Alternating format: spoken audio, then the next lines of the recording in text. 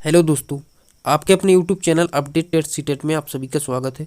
दोस्तों, हम देख रहे हैं डीएलएड थर्ड सेमेस्टर समावेशी शिक्षा, जो कि आपकी क्लास नंबर 7 होगी। दोस्तों, इसमें हम देखेंगे शारीरिक विकलांग बालक, यानी कि हम देख रहे हैं विशिष्ट बालकों के प्रकार, जिसके अंतर्गत हमने देखा अपंजित बालक देखा और समस्यात्मक बालक देखा, प्रतिभाशाली बालक देखा। आज हम देखने वाले हैं शारीरिक विकलांग बालक, यानी कि फिजिकली हैंडीकैप्ड चिल्ड्रन। दोस्तों, क्या होते हैं शारीरिक विकलांग बालक, इसको हम अच्छे से समझेंगे। दोस्तों, इसके पहले की वीडियो आप जरूर देखें, क्योंकि वह वीडियो देखने से आपको इन सब वीडियो को अच्छे समझ में आ जाएगा। तो चलिए दोस्तों, स्टार्ट करते हैं। देखिए क्या होता है शारीरिक विकलांग बालक। जैसे कि आप खुद समझ सकते हैं शारीरिक क्या होता है, यानी कि शरीर से विकलांग होना। देखिए, शारीरिक रूप से विकलांग बालक किसी न किसी शारीरिक कमी का शिकार होता है। जैसे कि ये प्रायः श्रवण दृष्टि, देखिए इस पे श्रवण या दृष्टि या अस्थि एवं स्वास्थ्य बाध्यता से ग्रसित होते हैं, जिससे कि इनका विकास अवरुद्ध हो जाता है तथा शारीरिक कार्य करने की क्षमता कम रहती है। कभी कभी उनकी शारीरिक विकलांगता इतनी अधिक होती है कि उन्हें कृत्रिम अंगों की आवश्यकता होती है। कृत्रिम अंग क्या होते हैं दोस्तों? जैसे कि आपने देखा होगा, कोई लकड़ी लेकर चलता है दोस्तों, जो है किसी लकड़ी का सहारा लेकर चलते हैं, उन्हीं को हम कृत्रिम अंग कहते हैं। और इसी प्रकार इनके शिक्षण कक्ष को भी विशिष्ट आवश्यकताओं के अनुरूप आकार देना होता है। शारीरिक रूप से विकलांग बालकों को अस्थिबाधित या विकलांग बालक हम कहते हैं। तो दोस्तों, सिंपल सी बात है, आप खुद समझ सकते हैं कि जिन्हें कृत्रिम अंगों की आवश्यकता से या उसकी सहायता बिना नहीं चल सकते हैं, उनको हम जो है विकलांग बालक कहते हैं। शारीरिक रूप से विकलांग या बाधित बालक अस्थिबाधित बालकों को शैक्षिक प्रक्रिया गंभीर रूप से प्रस्तावित होती है। जैसे जैसे आप देख रहे होंगे दोस्तों, हाथ पैर टेढ़े होना, कुछ शारीरिक अंगों का ना होना, जल जाना या टूट जाना, अथवा किसी गंभीर रोगों के कारण कार्य न कर पाना। इस प्रकार से दोस्तों प्रभावित होते हैं अस्थिबाधित या जो है शारीरिक विकलांग बालक। देखिए, शारीरिक विकलांग बालकों का जो है वर्गीकरण किया गया है यहाँ पे। शारीरिक दक्षता के आधार पर विकलांगता का वर्गीकरण निम्न आधार पर किया जा सकता है। देखिए, जैसे कि दृष्टिबाधित है दोस्तों, देखिए यहाँ पे आप देख रहे होंगे दृष्टिबाधित, और दोस्तों फिर देखिए श्रवण बाधित और वाणी बाधित और अस्थि बाधित। यानी दोस्तों देखिए, दृष्टि मतलब आँखों से बाद यानी कि विकलांग होना, या सुनने में समस्या होना, या वाणी या बोलने में समस्या होना, या अस्थि यानी कि आप पैर या हाथ से जो है विकलांग होना। इस प्रकार से दोस्तों 4 भागों में वर्गीकृत किया गया है, जिसमें देखिए हम देखेंगे आपका फर्स्ट नंबर का दृष्टिबाधित बालक। तो देखिए दोस्तों, क्या होता है दृष्टिबाधित बालक, इसको हम समझने वाले हैं। जैसे कि दृष्टिबाधित बालक ठीक प्रकार से देख पाने में असमर्थ होते हैं। आप खुद समझ रहे होंगे दोस्तों, यहाँ पे दृष्टि दिख रहा है, तो दृष्टि से संबंध किससे है? दृष्टि का संबंध देखने से, तो वह सही से नहीं देख पाएगा, वही दृष्टिबाधित कहलाएगा। तो सिंपल है। फिर देखिए, यानी कि वह ठीक से नहीं देख पाते हैं, यह असमर्थ होते हैं, जिनके कारण ये सामान्य बालकों की भांति शिक्षा ग्रहण नहीं कर सकते हैं। फिर देखिए, ये बालक जो आंशिक रूप से देखने में सक्षम होते हैं, उनके नेत्र में प्रतिबिंब यानी कि प्रतिबिंब की तीव्रता बहुत कम होती है, और इनकी दृष्टि क्षमता 20/70 होती है। अर्थात सामान्य बालक यदि किसी वस्तु को 70 फीट दूर से देख सकते हैं, देखिए इस पर ध्यान दीजिए, 70 फीट दूर से देख सकते हैं, तो दृष्टिबाधित बालक 20 फीट पर रखी वस्तु को देखने के योग्य होते हैं। यानी कि जो आप सामान्य बालक 70 फीट दूर रखी वस्तु को देख सकेंगे दोस्तों, तो अगर दृष्टिबाधित है तो वह 20 फीट ही देख सकेगा।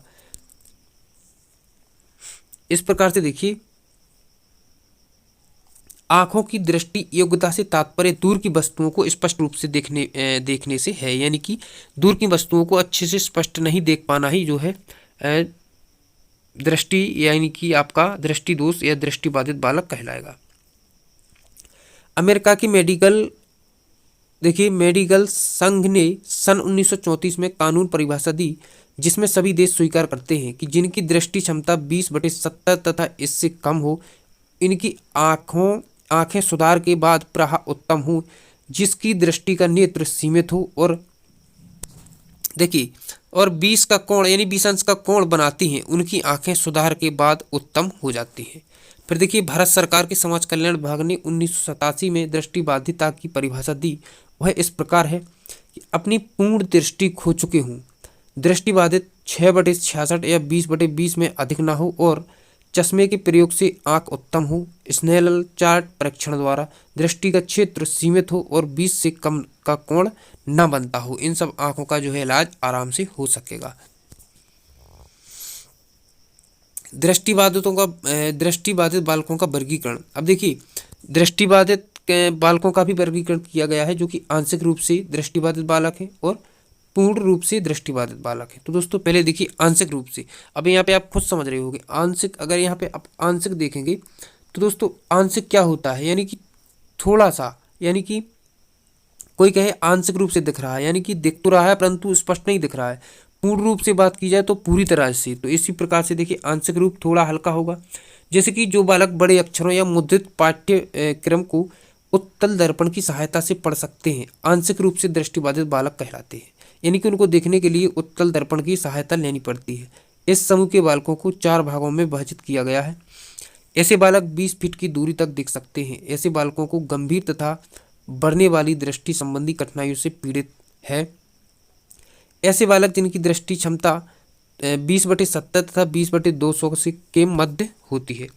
देखिए, ऐसे बालक जो नेत्र रोगों से पीड़ित हैं और या उन रोगों से ग्रस्त हैं जो गंभीर नेत्र रोग हैं। ऐसे बालक जो औसत मस्तिष्क वाले हैं तथा जो डॉक्टर तथा शिक्षा शास्त्रियों के अनुसार कम देखने वाले बालकों को दिए गए संसाधनों तथा उपकरणों द्वारा अधिक लाभान्वित हो सकते हैं। इस प्रकार से दोस्तों आंशिक रूप से दृष्टिबाधित बालकों की यह विशेषता है। फिर देखिए गंभीर रूप से दृष्टिबाधित यानी पूर्ण रूप से दृष्टिबाधित बालक। तो देखिए, अगर आपसे पूछा जाए कि पूर्ण रूप से या गंभीर रूप से जो दृष्टिबाधित बालक होते हैं उनके लिए किसका प्रयोग किया जाता है, दोस्तों उसके लिए क्या किया जाता है, ब्रेल लिपि का हम प्रयोग करते हैं। तो देखिए इसमें समझिए, गंभीर रूप से दृष्टिबाधित बालक ब्रेल लिपि से पढ़ सकते हैं तथा श्रव्य यंत्रों का प्रयोग कर सकते हैं। दृष्टिबाधित क्षमता 20/20 होती है। चलने के लिए छड़ी का प्रयोग करते हैं। तो दोस्तों देखिए, अगर जो है सामान्य बालकों की बात की जाए तो दोस्तों 20/70, और दोस्तों अगर दृष्टिबाधित की जाए तो 20/20, यानी कि वह 20 फीट दूर रखी वस्तु को देख सकते हैं दोस्तों आंशिक रूप से, और जो है सामान्य बालक 70 फीट दूर रखी वस्तु को आसानी से देख पाएगा। अब देखिए अंधे बालकों को पूर्ण रूप से अपनी इंद्रियों पर निर्भर रहना पड़ता है। डॉक्टरों द्वारा बनाए गए चश्मे को पहनने में इनकी दृष्टि में सुधार हो सकता है। यानी कि दोस्तों जो अंधे होते हैं वह अपनी इंद्रियों से पता लगाते हैं कि वास्तव में कहाँ जाना है और यह क्या है।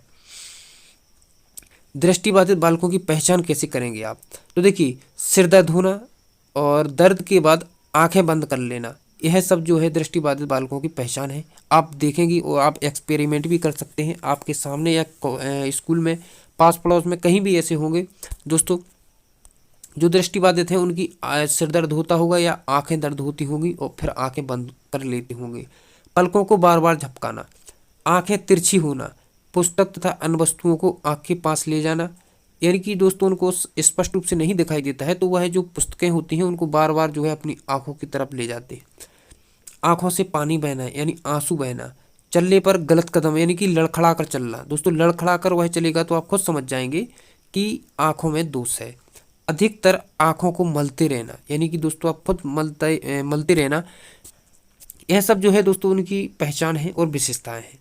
अब देखिए दृष्टिबाधित बालकों की जो विशेषताएं हैं यानी भाषा विकास किस प्रकार का होता है, तो सामान्य बालक देखकर सीखते हैं। देखिए इस पे आप ध्यान दीजिए कि सामान्य बालक कैसे सीखते हैं दोस्तों, देखकर सीखते हैं, जबकि दृष्टिबाधित बालक इसके अनुभव से वंचित रहते हैं क्योंकि वह नहीं देख पाएंगे, तो दोस्तों वह वंचित रहेंगे। दृष्टिबाधित बालक सुनकर ही शब्दों का चयन करते हैं क्योंकि दृष्टि इंद्रियां और क्रियाशील नहीं होती।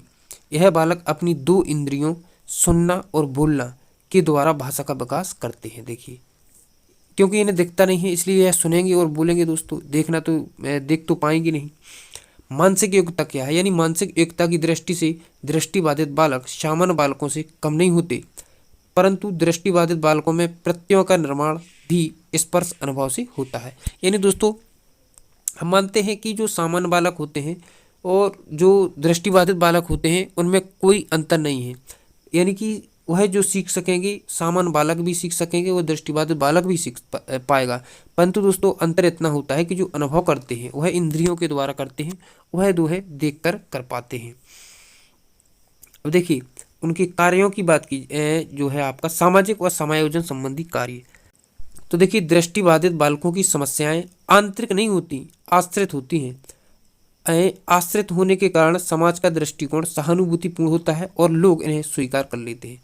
यही दोस्तों, आप खुद देख रहे होंगे कि जिन बालकों को दिखता नहीं होगा उस पर आप कभी भी गुस्सा नहीं कर सकते, आपको उस पर प्रेम आएगा और सहानुभूति आएगी और दया आएगी। इस प्रकार से दोस्तों सभी लोग उनको स्वीकार करते हैं। फिर देखिए, दृष्टिबाधित बालकों की शिक्षा कैसी होनी चाहिए, तो दोस्तों इस पर बात कर लेते हैं। किताबों का प्रिंट साफ और विस्तृत होना चाहिए। देखिए, क्यों होना चाहिए, साफ और विस्तृत क्यों होना चाहिए? क्योंकि दोस्तों उनको साफ दिखता नहीं है, इसलिए साफ तो होना ही चाहिए, परंतु बड़ा भी होना चाहिए। और इनकी पाठ्य पुस्तकों की जो है छपाई मोटे अक्षरों में करवानी चाहिए, ताकि वह उनको स्पर्श कर कर भी समझ पाए। क्योंकि दोस्तों वह किससे सीखता है? अपनी इंद्रियों के द्वारा सीखता है। इन बच्चों को कक्षा में अगली सीट पर बैठाना चाहिए। यह शिक्षक का कार्य है कि दोस्तों जो भी दृष्टिबाधित बालक हो उनको कक्षा में सबसे फर्स्ट सीट होती है उस पर बैठाएं, ताकि वह हर एक का अनुभव कर सके और सुनकर सीख सके। चिकित्सकीय परामर्श करवाया जाए, यानी दोस्तों जिन भी बालकों की आंखें सही हो सकती हैं उन पे 100 में से 100% कार्य करना चाहिए कि इनकी आंखें ठीक हों और उसको वह अपना हर काम पूर्ण करने में सफल हो सके। तो दोस्तों देखिए, इस प्रकार से हमने देखा कि किस प्रकार से यह जो दृष्टिबाधित बालक होते हैं इनकी क्या विशेषताएं होती हैं, इनकी कैसी शिक्षा होती है और इनकी क्या विशेषताएं हैं। और फिर देखिए, और इन सब के बारे में हमने समझा दोस्तों। और तो फिर दोस्तों अब इसके बाद जो भी आपकी वीडियो होगी, यानी कि आप श्रवण बाधित है, देखिए एक छोटी सी वीडियो आएगी जिसमें दोस्तों श्रवण बाधित, फिर एक और बाड़ी बाधित और अस्थि बाधित, 3 वीडियो होंगी दोस्तों, आपकी लगभग 5-5 मिनट की होंगी। तो दोस्तों या फिर हम इन तीनों को एक ही में करा देंगे। तो यह वीडियो अगली होगी दोस्तों, तो फिर हम अगली वीडियो में मिलते हैं। और आपकी जो जितनी भी वीडियो हैं दोस्तों, आपकी यह 7वीं वीडियो होगी। तो इस प्रकार से जितनी भी वीडियो हैं आप, तो उसकी प्लेलिस्ट आपको अपडेटेड सीटेड चैनल पर आपको मिल जाएगी, या इसकी प्लेलिस्ट, इसकी जो लिंक है इसको हम डिस्क्रिप्शन बॉक्स में डाल देंगे, आपकी 3rd सेमेस्टर समावेशी शिक्षा की लिंक, और आप चैप्टर वाइज वीडियो आप देख सकेंगे। तो दोस्तों फिर मिलते हैं अगली वीडियो में, जब तक अपना ध्यान रखिए। आपका समय शुभ हो। Thank you.